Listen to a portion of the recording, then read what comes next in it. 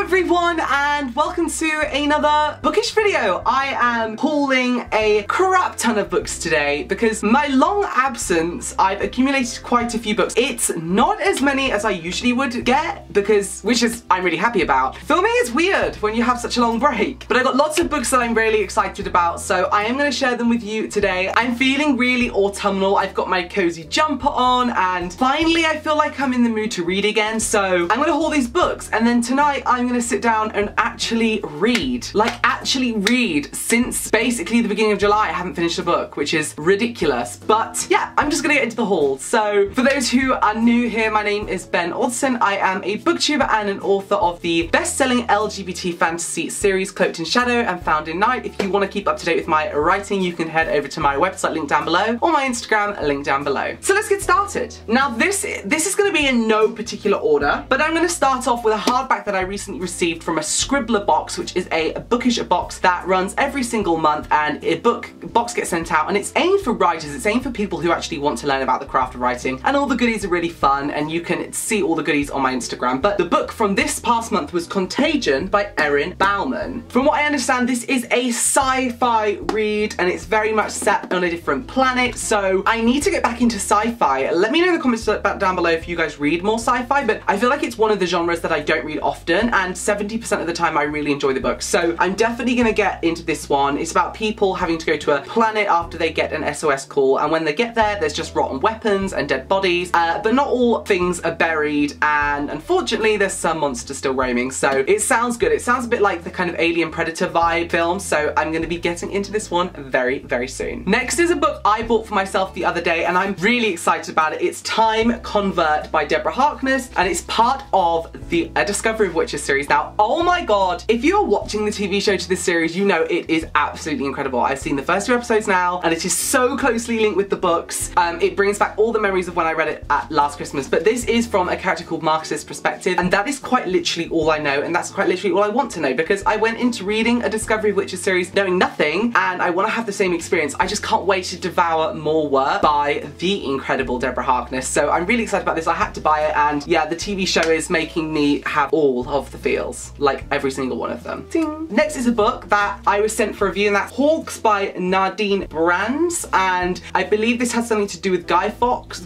So it's a historical fantasy but with magical elements to it. I'm intrigued by the cover alone. There's the Tower of London, and I'm currently writing a book about the Tower of London, which is fun. So I think this will be really interesting to see how she writes about it compared to what I'm doing. And yeah, historical fantasy, another genre which I haven't read for a long time, which is the common theme with every single book I mention, because I haven't read for a really long time. But I'm looking forward to getting into this one. Thank you so much, HarperCollins, Harperteen, for sending this to me, and yeah, interesting.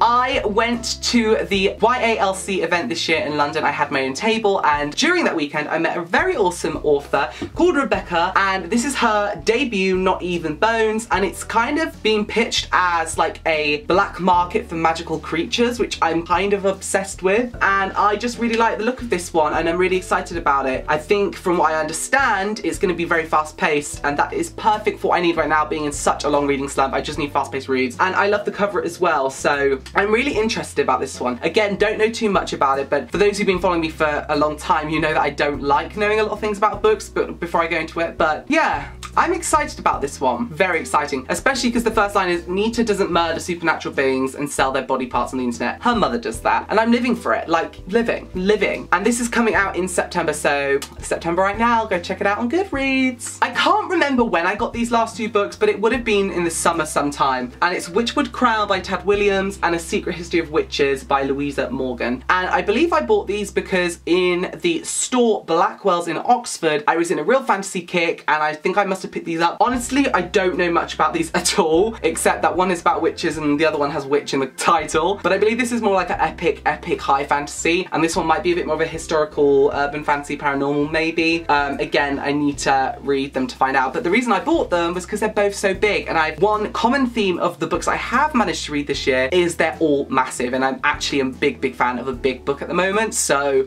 yeah, just being able to lose myself in over 500 pages is quite ideal. So yeah, you should check out these. I will let you know when I pick up and read them, of course, but when I get to that, I'm not sure. Again, at YALC, my friend Vic James came over and gave me the third and final book in her series. This is Bright Ruin, and the first one is Gilded Cage. Now, I don't want to spoil the genre too much, but it's a very fast-paced fantasy vibe story, so you should check this out. A shattered country, a world-changing magic. This is very much about a divided nation between those who are magic and those who are not, and the implications of that. I nearly spoiled everything. But yes, you should check this out. Character development in this is unimaginable, and the world building is incredible. So she's definitely a writer to read if you want to be a writer, to see how she crafts. So interesting and so unique. Love it. A couple more books I've sent for review. The first one, The Darkest Legacy by Alexandra Bracken, which is this next installment in the Darkest Minds series, which I love the Darkest Minds series. So I'm looking forward to getting to this eventually, and this is about Zoo. Again, very much looking forward to getting to this. Zoo is one of my favourite characters from the original trilogy. And I feel like I don't even need to refresh my mind on what happened in this series before. I feel like I could just get into it whenever. And the next is A Demon in Silver by R.F. Ford, which was sent to me by Titan Books. This is a fantasy. Don't know too much except that it's in a world where magic has disappeared, rival nations vie for power in a continent devastated by war, and then there's this young girl and she demonstrates magical powers for the first time in a century, and there are many across the land who will kill to obtain her power. So it sounds really interesting. I love the idea of this, so I'll be definitely reading this one soon too, once I get through all the TBR books.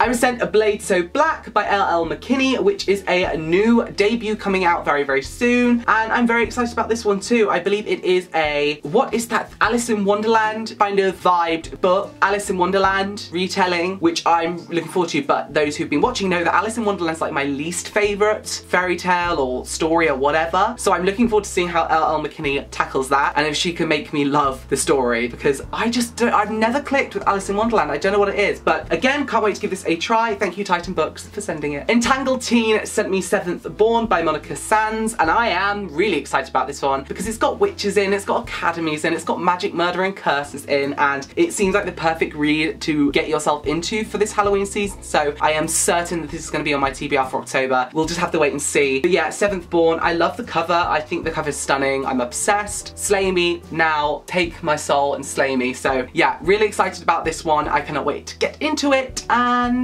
I'm so good at book hauls, it's unreal. Titan Books, again, an amazing company, sent me the new editions of Vicious and Vengeful by V.E. Schwab, Queen V.E. Schwab, and I'm looking forward to this one. I believe it's like superhero books, but from villains' perspective, I think. I might be wrong, but I know it's got superpowers in it and super people in it and stuff, and again, if it's anything like the Darkest Shade of Magic series, you know I'm gonna love this one. If you've read this, let me know in the comments down below.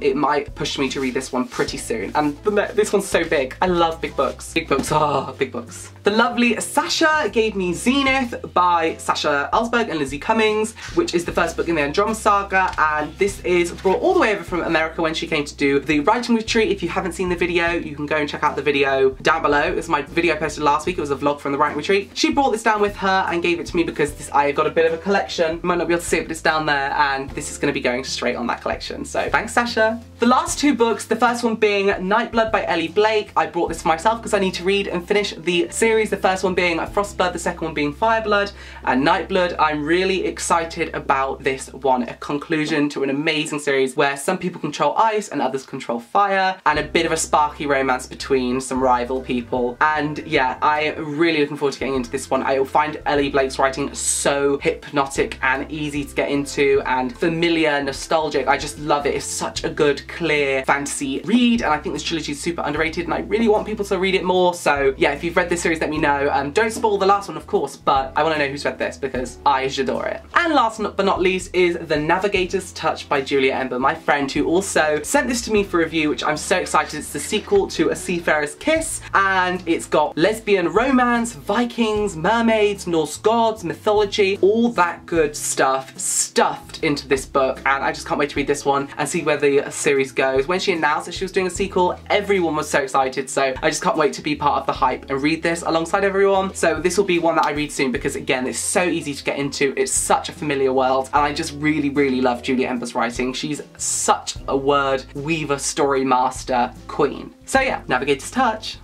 So there you have it. They're all the books that I'll be hauling. I hope you guys enjoyed this video. Let me know if you did by liking it and dropping a comment down below. And keep an eye out for my next video coming very soon. And yeah, I'm back. And I'll see you again in my next video. Bye bye!